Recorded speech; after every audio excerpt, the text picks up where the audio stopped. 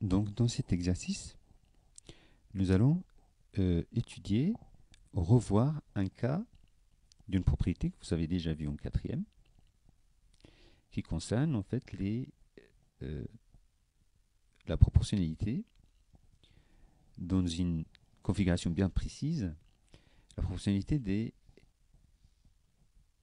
longueurs de côté de deux triangles qui sont disposés de cette façon-là.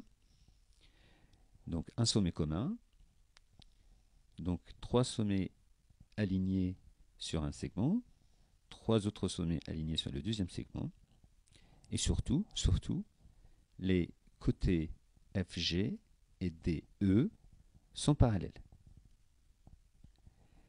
Alors, nous allons, pour mieux comprendre et puis pour mieux revoir cette propriété-là, nous allons donc reproduire les deux triangles avec des couleurs pour mieux comprendre les choses. Ici, j'ai donc un triangle de couleur bleue que je vais détacher pour mieux voir un peu qu'est-ce qui se passe au niveau des deux côtés, ici, les côtés rouges, les côtés verts et les côtés bleus. Le point F étant un point que je peux déplacer, je peux facilement voir, par exemple ici,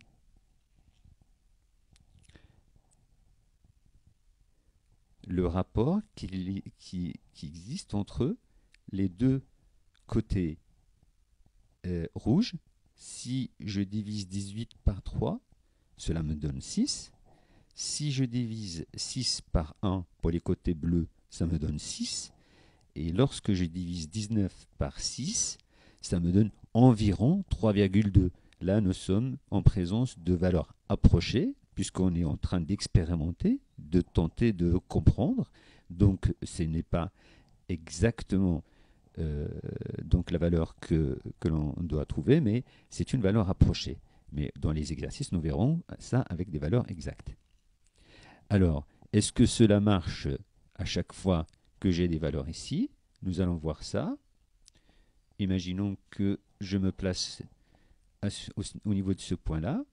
Effectivement, cela a l'air de fonctionner également, puisque le côté, pour le voir, le côté rouge ici mesure 18. Ici, sa valeur c'est 9. 18 divisé par 9, ça fait 2. A-t-on le même résultat si l'on divise le côté de ce triangle-là par celui-là? Effectivement, 6 divisé par 3, cela donne 2. Et 19 divisé par 2, pardon, 19 divisé par 9,5, ça fait 2. Donc là, il y a encore proportionnalité. Alors c'est une expérience. On tâtonne, on regarde, on observe ce que cela donne et on peut donc légitimement considérer que c'est peut-être vrai pour tous les points.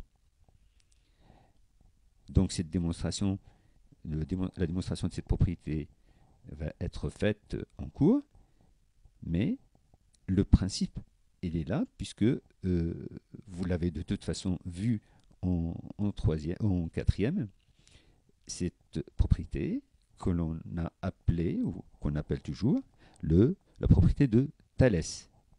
Alors, la propriété de Thalès, qu'est-ce qu'elle dit?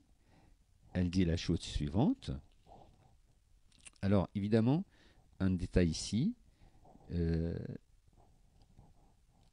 les deux côtés DE et FG sont perpendiculaires d'une part à CD et ensuite à CF, juste pour une question le besoin de compréhension de l'exercice. Mais cela marche également si l'on prend des situations différentes, comme dans cet exemple-là, ou dans celui-là. Ça veut dire que le théorème de Thalès est vrai pour un triangle rectangle, mais aussi vrai pour n'importe quelle situation.